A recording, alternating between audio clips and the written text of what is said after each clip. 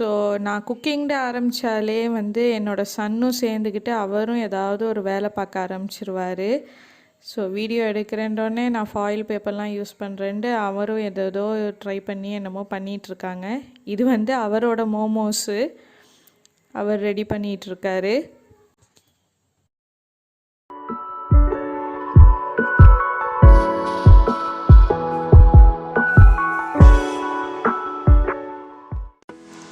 Welcome back everyone. So இன்றைக்கி நம்ம வீடியோவில் வந்து சிக்கன் மோமோஸ் எப்படி பண்ணுறது அப்படிங்கிறத தான் நம்ம பார்க்க போகிறோம். இது வந்து ரொம்ப எல்லா இன்க்ரீடியன்ஸும் போட்டு பண்ணாமல் சிம்பிளாக வீட்டில் எப்படி பண்ணுறது அப்படின்ட்டு நான் ட்ரை பண்ணியிருக்கிறேன். ஸோ அதை உங்களோட நான் ஷேர் பண்ணுறேன். ஸோ நம்மளோட சேனலை யாரும் புதுசாக பார்க்குறீங்கன்னா மறக்காமல் சப்ஸ்கிரைப் பண்ணிடுங்க. ஸோ நான் வந்து இதுக்கு வந்து 1.5 கப்பு மைதா எடுத்துருக்கிறேன்.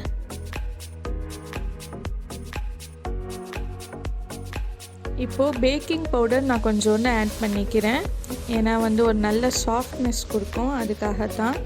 அப்புறம் சால்ட்டு நம்மளுக்கு தேவையான அளவு ஆட் பண்ணிக்கலாம். அதுக்கப்புறம் பார்த்திங்கன்னா ரிஃபைண்ட் ஆயில் வந்து ஒரு 3 டேபிள் ஸ்பூன் நான் ஆட் பண்ணியிருக்கேன். ஸோ இந்த இன்க்ரீடியன்ட்ஸ் எல்லாத்தையும் நல்லா ஒரு மிக்ஸ் பண்ணிவிட்டு அதுக்கப்புறம் நம்ம எப்போதும் பண்ணுற மாதிரி வாட்டர் ஊற்றி நம்ம வந்து மாவை நல்லா பிணைஞ்சிக்கலாம். இந்த டோ வந்து பார்த்திங்கன்னா ஒரு பூரிக்கு நம்ம பிணையிற மாதிரி வச்சுக்கணும். நல்லா கொஞ்சம் டைட்டான டோவாக இருக்கணும். ஸோ நம்ம எந்த அளவுக்கு நல்லா அந்த டோவை நீட் பண்ணுறோமோ அந்த அளவுக்கு டோ சாஃப்டாக வரும்.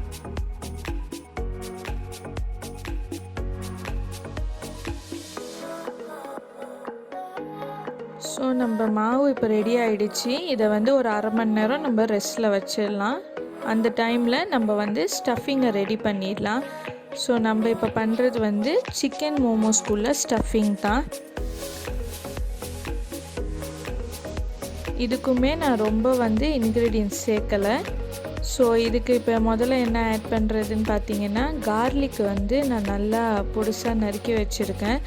அது கொஞ்சம் நம்ம ஆட் பண்ணோன்னா நல்லா ஒரு அரோமா கொடுக்கும். ஸோ அதை ஆட் பண்ணிக்கிறேன்.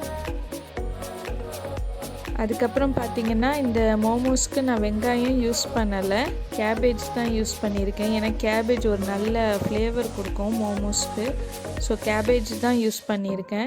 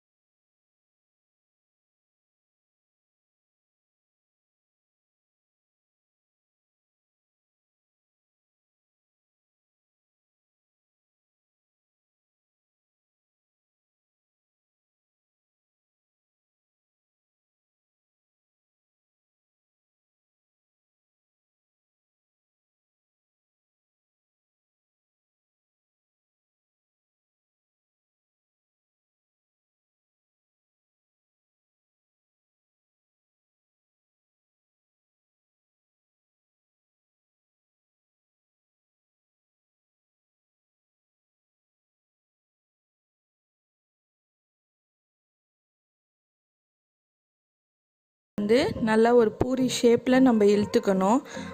இந்த அளவுக்கு மொத்தமாக இந்த நம்ம வந்து பூரி மாதிரியே இழுத்துக்கணும். ரொம்பவும் மெல்லிசாக இருக்கக்கூடாது, ரொம்பவும் மொத்தமாக இருக்கக்கூடாது.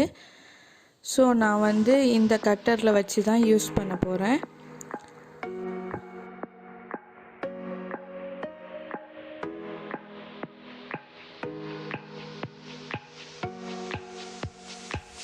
ஸோ நம்ம மோமோஸ் இப்போ வேவுறதுக்கு ரெடி ஆகிடுச்சு. இப்போ வந்து இது நான் இந்த பேம்பு பேஸ்கெட் என்கிட்டே இருக்குது, அதனால் அதில் வச்சு நான் யூஸ் பண்ணியிருக்கேன். ஒரே ஒரு ஹேண்ட்பேக் ஷேப்பில் ஒரு மோமோஸ் செஞ்சுருந்தேன். ஸோ இதை வந்து நம்ம மேலே லைட்டாக ஒரு ஆயிலில் வந்து லைட்டாக ப்ரஷ் பண்ணிவிட்டு நம்ம டைரெக்டாக இட்லி குக்கரில் வச்சிடலாம். இந்த பேம்பு பேஸ்கெட் இல்லைன்னா அந்த இட்லி தட்டிலையே நம்ம வச்சுக்கலாம், ஆயிலை நல்லா க்ரீஸ் பண்ணிவிட்டு.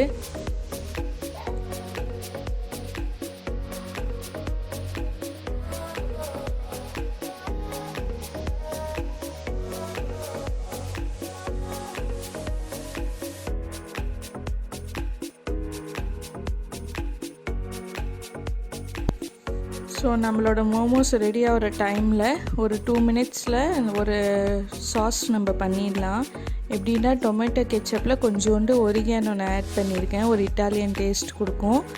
ஸோ இது ஒரு சாஸ், அப்புறம் சில்லி சாஸ் இருக்குது. ஸோ இது ரெண்டோடையும் நம்ம வந்து மோமோஸை ட்ரை பண்ணலாம். இப்போ வந்து 15 மினிட்ஸ் ஆயிடுச்சு, நம்ம செக் பண்ணி பார்க்கலாம். பார்த்திங்கன்னா நல்லா மோமோஸ் வெந்திருக்கு. அந்த கண்ணாடி மாதிரி ஒரு டெக்ஸ்டர் வந்தாலே மோமோஸ் ரெடின்னு அர்த்தம்.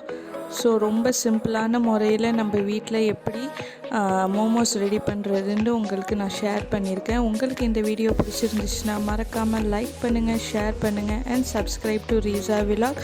அண்ட் மறக்காமல் பக்கத்தில் உள்ள பெல் ஐக்கானையும் கிளிக் பண்ணிக்கோங்க. என்னோட டெய்லி அப்டேட்ஸ் உங்களுக்கு கிடைக்கும். Thank you and keep supporting.